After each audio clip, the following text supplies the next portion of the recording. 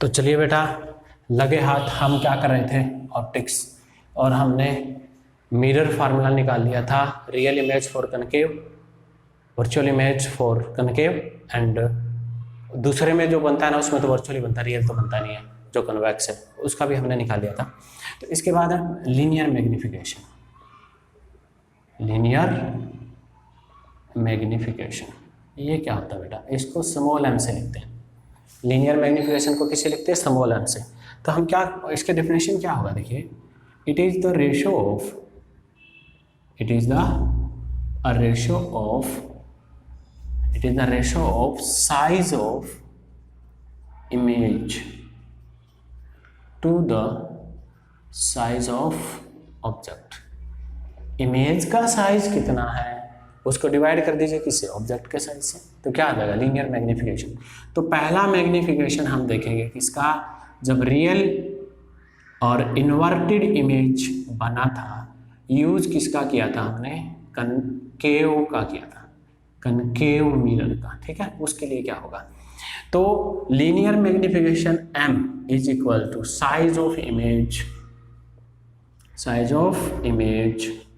To the size of object, ठीक है। तो इसको कई बार आपको a dash b dash divide by a भी या फिर i बाय o ऐसा लिखा मिलेगा, क्लियर। तो आप क्या करिए, देखिए, तो हमने जो ये यूज किया था ये वाला, तो इसमें क्या था, हमने यहाँ पे ऑब्जेक्ट लेट किया था ए बी, इधर जाके सेंटर में से जाके इस साइड के अंदर क्या बन गया था, इमेज कितना बन गया था, ये ए डैश बी डैश, क्लियर। तो यहाँ से यहाँ तक का डिस्टेंस क्या था, u, और यहाँ से यहाँ तक का डिस्टेंस क्या था, v, क्लियर। तो इसमें v और u दोनों क्या थे, दोनों नेगेटिव थे, याद रखना दोनों नेगेटिव थे। तो m is equal to image minus u था, ऑब्जेक्ट इमेज माइनस v था, ऑब्जेक्ट माइनस u था, दोनों क्या हो जाएंगे, कैंसल, v बाय u आ जाएगा। तो अब हमने एक फार्मूला किया था अभी, 1 by f is equal to 1 by u plus 1 by v, 1 by v. तो 1 बाय यू किसके बराबर आ जाएगा, 1 by f minus 1 by v. तो 1 बाय यू ये रहा, v इंटू में 1 बाय यू कर दो तो क्या हो जाएगा, v इंटू में 1 बाय यू की जगह क्या पुट करिए, 1 by f minus 1 by v, अंदर मल्टीप्लाई करिए, v by f minus v से v कैंसिल हो जाएगा 1। ये लीनियर मैग्निफिकेशन किसकी आ जाएगी बेटा, real and inverted image formed by concave mirror, clear. इसके बाद दूसरा देखिए जल्दी से,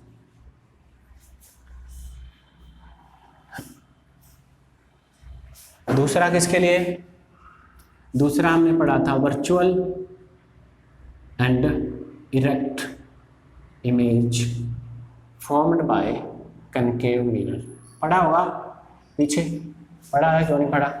तो ऐसा था,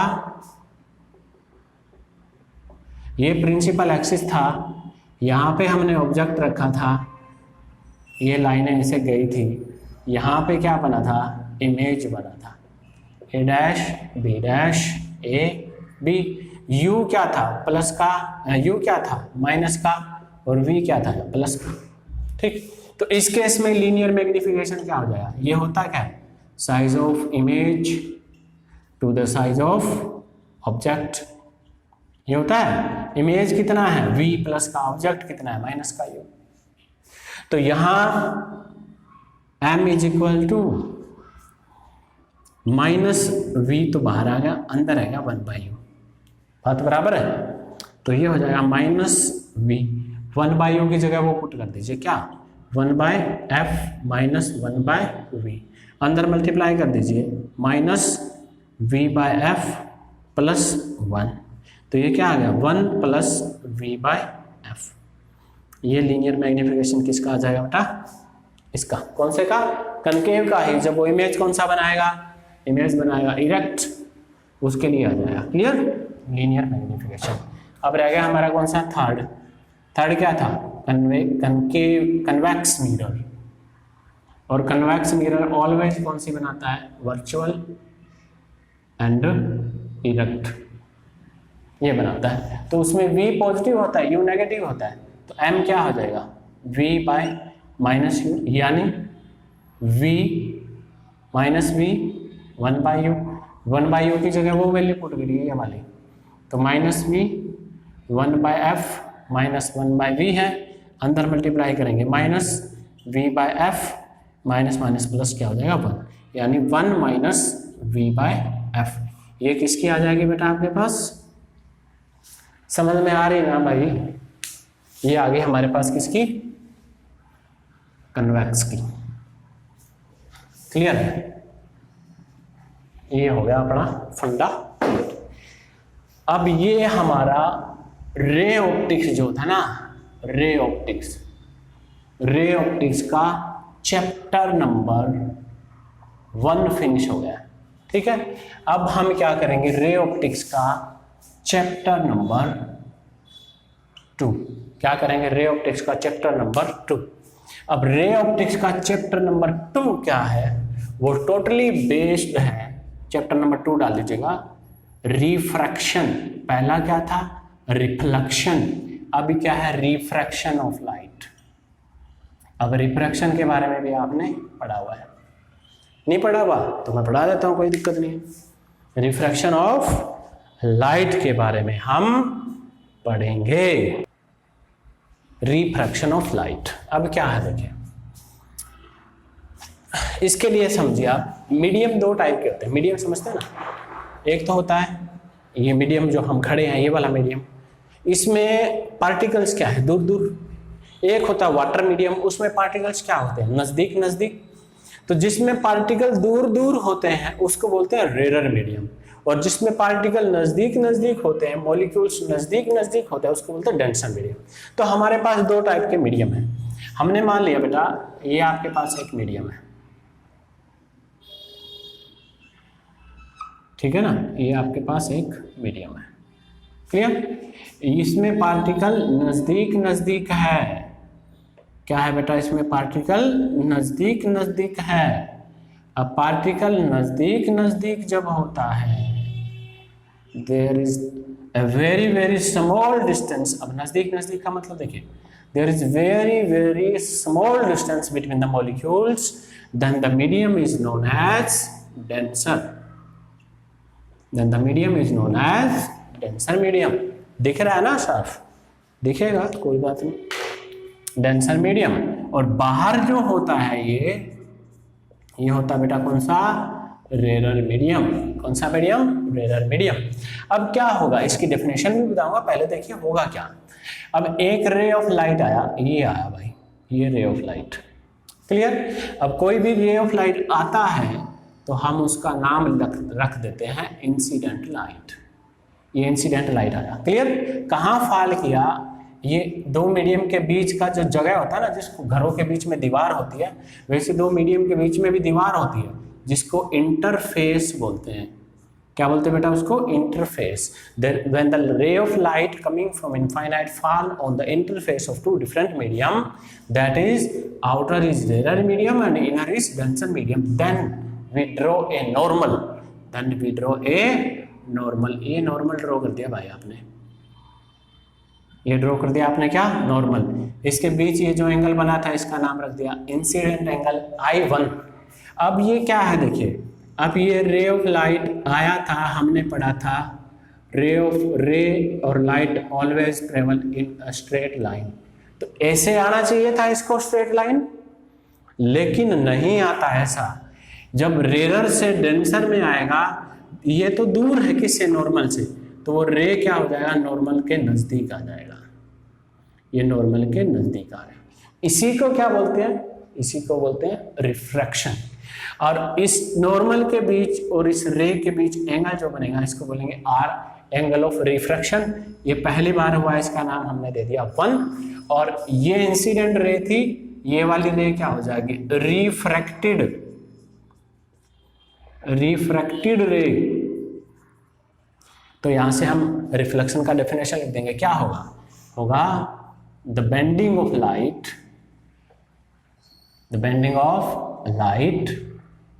when it travel from one medium to another medium, one medium to another medium. जब लाइट एक मीडियम से दूसरे मीडियम में जाएगी तो बेंड हो जाएगी, दिस इज कॉल्ड रिफ्रैक्शन। अब हमने यहां पे देखा जब लाइट रेयर से कहां गई, डेंसर में, तो क्या हुई, toward the normal, toward the normal, normal की तरफ बेंड हो गई, ये देखिए बेंड हो रही है। लेकिन जब डेंसर से रेयर में जाएगी तो क्या हो जाएगी, away, away from normal, normal से दूर हट जाएगी। अब क्या देखिए नॉर्मल से दूर कैसे हटेगी। अब ये तो हमने मान लिया, ये तो दिखाई नहीं दे रहा है, यहां से रे यहां रे किस में ट्रेवल करिए, डेंसर में। अब यहाँ पे फाल करेगी, बाद में किस में बाहर निकलेगी, रेयर में। तो यहां भी हम क्या डाल देंगे, एक नॉर्मल, ये नॉर्मल डाल दिया ये। अब यहां इस नॉर्मल के लिए ये तो इंसिडेंट रे हुआ ना, तो यहां एंगल बन जाएगा I1 इंसिडेंट एंगल। अब इसको जाना किधर चाहिए, इधर, लेकिन जाते किधर है, इधर, अवे फ्रॉम द नॉर्मल। तो ये जो ये एंगल जो बनता है इसको बोलते हैं रिफ्रैक्टिव एंगल, R2 भी बोल देते हैं। कई बार आपको इन लिखा मिलेगा, ई का मतलब होता है इमर्जेंट, इमर्जेंट मतलब बाहर निकलती हुई रे का एंगल, इमर्जेंट एंगल या फिर रिफ्रैक्टिव एंगल। इसमें खास बात क्या होती है, ये जो आई एंगल होता है ना बेटा, ये इस R2 के बराबर होता है, I1 इस R2 के, और ये R1 एंगल होता है ना, याद रखिएगा, ये किसके बराबर होता है, ये 2 है, इस 2 के बराबर होता है। तो ये हमारे पास रिफ्रैक्शन आ जाएगा, ये हमारे पास क्या आ जाएगा, रिफ्रैक्शन। तो अब देखिए हम इसके लॉ पढ़ेंगे रिफ्रैक्शन के। तो पहला जो लॉ है, law of refraction, law of refraction. अब रिफ्रैक्शन का पहला लॉ देखिए, पहला लॉ, पहला लॉ क्या है, पहला लॉ है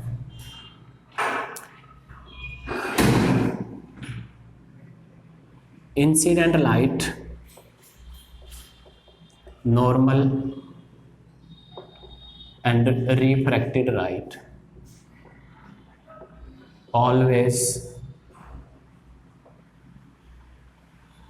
lie in same plane, एक ही प्लेन में लाई करते हैं। पहली बात, एक ही प्लेन में।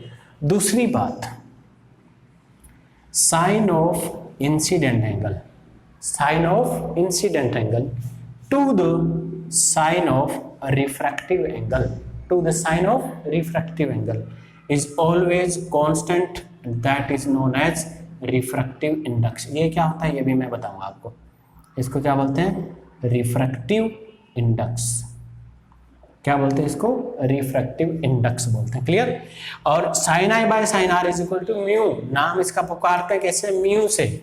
इसको रिफ्रैक्टिव इंडेक्स जरूर बोलते हैं, लेकिन क्या जर्नल इसको क्या बोलते हैं, म्यू, म्यू के बराबर है। Sine i by sine r is equal to mu, ये जो फार्मूला था ये सबसे पहले एक साइंटिस्ट था, उसका नाम था स्नेल्स, इसीलिए इसका नाम क्या था, स्नेल्स लॉ। इसका नाम क्या था, स्नेल्स लॉ, क्योंकि ये किसने दिया था, स्नेल्स लॉ, स्नेल्स नाम के एक साइंटिस्ट ने दिया था, इसीलिए इसको क्या बोलते हैं, स्नेल्स लॉ। अगर ये बूटा सिंह नाम का साइंटिस्ट देता तो इसका नाम क्या होता, बूटा सिंह लॉ, ठीक है। अब आगे देखिए बेटा, तीसरा जो मोस्ट इंपॉर्टेंट लॉ है वो ये है कि ये पूछ लेता है कि बेंड क्यों होती है। भाई लाइट तो हम पढ़ते आए हैं कि light always travel in straight line, chemistry में हमने रटा लगा रखा है कि light always travel in straight line. तो इसमें ये चलती क्यों है या मुड़ती क्यों है, फिर स्ट्रेट लाइन में चलती है तो मुड़ती क्यों है, क्योंकि जो लाइट यहाँ थी, जब ये लाइट यहाँ एंट्री करती है तो इन दोनों के नेचर में क्या क्या चेंजेस आते हैं। देखिए पहला चेंजेस आता है the velocity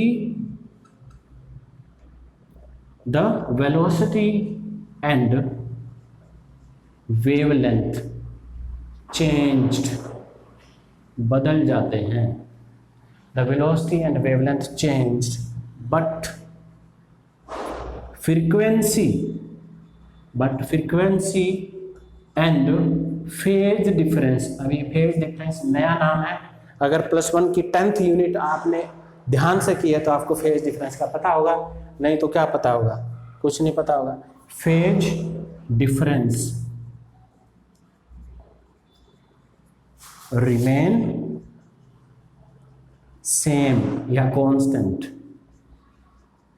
when light travel from one medium to another medium. समझ में आएगा भाई? ये लाइट जब एक मीडियम से दूसरे मीडियम में ट्रेवल करती है ना, तो वेलोसिटी और उसकी वेवलेंथ बदल जाती है, लेकिन फ्रीक्वेंसी और फेज डिफरेंस क्या रहता है बेटा? कांस्टेंट रहता है। इसीलिए क्या होता है? रिफ्रैक्शन होता है। ठीक है ना? समझ में आ गया होगा आपको? नहीं आया तो नहीं आया, बूटा सिंह को तो आएगा नहीं, क्योंकि वो तो काम करता नहीं है टाइम पे। जो काम टाइम पे करता है उसको समझ में आया होगा 100%। तो ये हमने पढ़ लिया बेटा रिफ्रैक्शन और उसके लॉ ऑफ रिफ्रैक्शन। इसके बाद में क्या है? इसके बाद क्या है? रिफ्रैक्शन के बाद, अब रिफ्रैक्शन के बाद में है क्या है? रिफ्रैक्शन के रिफ्रैक्टिव इंडेक्स क्या है? Refractive index. रिफ्रैक्टिव इंडेक्स यानी ये जो म्यू लिखा है ना आपने, है क्या भला? ये म्यू जो है वो है क्या भला? म्यू क्या होता है? It is ratio of speed of light in vacuum to the speed of light in medium. जब लाइट वैक्यूम में चलती है उसकी कितनी स्पीड होती है? सी होती है। सी 3 कितनी होती है? 3.10 की पावर 8 कितनी होती है स्पीड ऑफ लाइट? 3 × 10 की पावर 8 होती है मीटर पर सेकेंड। ये स्पीड जब वैक्यूम में ट्रेवल करती है इतनी स्पीड से। इसको डिवाइड कर दीजिए किससे? स्पीड जब वो कहाँ मीडियम में, मीडियम कोई सा भी हो सकता है, वाटर हो सकता है, ग्लास हो सकता है, इसको क्या बोल देंगे? Refractive index. अब ध्यान में रखिएगा रिफ्रैक्टिव इंडेक्स जो होगा वो यूनिटलेस है, यूनिट नहीं है बेचारे की। यूनिट नहीं है तो क्या है? डायमेंशनलेस है। Dimension less, unitless and dimensionless quantity है। और थोड़ा सा ध्यान रखने योग्य बात ये है कि ये ऑलवेज पॉइंट में आएगा। 1.1 आ सकता है, 1.2 आ सकता है, ऐसा नहीं है 20 आ गया। अगर आप न्यूमेरिकल सोल्व करते हो और उसमें 20 आंसर आ गया रिफ्रैक्टिव इंडेक्स का, इसका मतलब आपका क्वेश्चन जो है वो किसी रॉन्ग डायरेक्शन में जा रहा है, उसको आप सीधी डायरेक्शन में लेके आइए। ठीक है ना? तो ये रिफ्रैक्टिव इंडेक्स था। ये क्या था? Refractive index. समझ में आया होगा? ठीक है ना? Refractive index.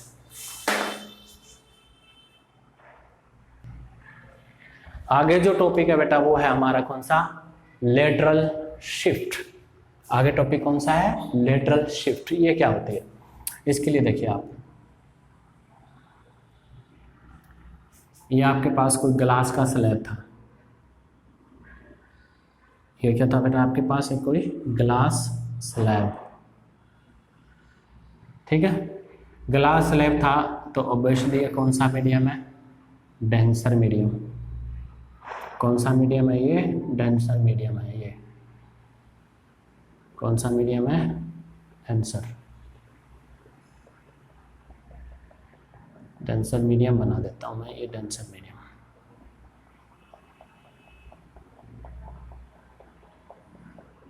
ये क्या है? Denser medium. ठीक।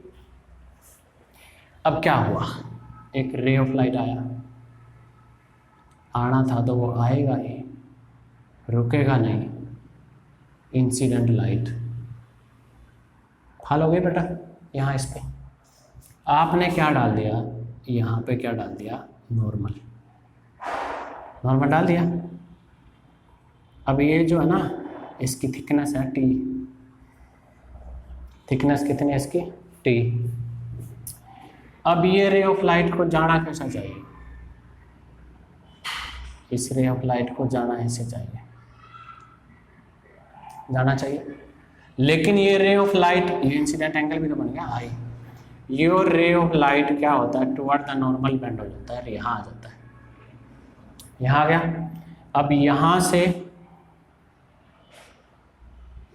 फिर नॉर्मल डालते हैं, ये जो एंगल आई था, ये एंगल जो था इसको हम आर मान लेते हैं, क्या मान लेते हैं इसको, आर।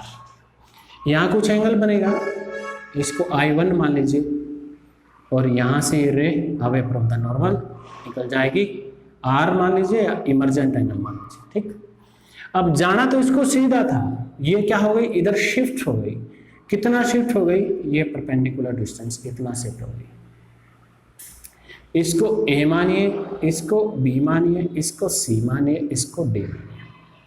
तो आपके पास ये जो सी डी है ना, सी डी, ये लेटरल शिफ्ट है, ये क्या है बेटा, लेटरल शिफ्ट। समझ में आया कि जाना तो सीधा था, मुड़ गई इधर, ये कौन सा है, लेटरल शिफ्ट, ठीक है। अब क्या है, अब ये कैसे निकालेंगे, तो ये निकालने के लिए देखिए, ये जो लाइन है ये वाली, और ये जो सीधी जाती है ये वाली, इसके पूरे के बीच में एंगल कितना होता है, आई। अब आर यहाँ पे बन गया है, तो ये एंगल कितना रहेगा, आई माइनस आर, कितना रहेगा, आई माइनस आर रहेगा। तो आप इस ट्रायंगल को ए सी डी आप साइन आई माइनस आर निकाल लीजिए, sine i minus r, sine i minus r, sine i minus r, sine Pandit Badri Prasad हर हर बोले, पी बाय एच, पी होगा ये और एच होगा ये होगा पी बाय एच। तो पी कितना है, परपेंडिकुलर सी डी, और एच कितना है, एच अपने पास है ए सी, एच कितना अपने पास ए सी। तो सी डी किसके बराबर आ गया, सी डी आ गया अपने पास A C sine i minus r, equation number 1। C D निकालना था, वैल्यू निकाल के छोड़ेंगे। दूसरा ट्रायंगल देखिए आपके पास ए बी सी, दूसरा ट्रायंगल कौन सा है, ये राइट एंगल ट्रायंगल, ये भी right angle, A B C. A B C में आप क्या निकाल लीजिए, कोस, एंगल कितना है आर, कोस बद्री प्रसाद हर हर, बेस बाय एच,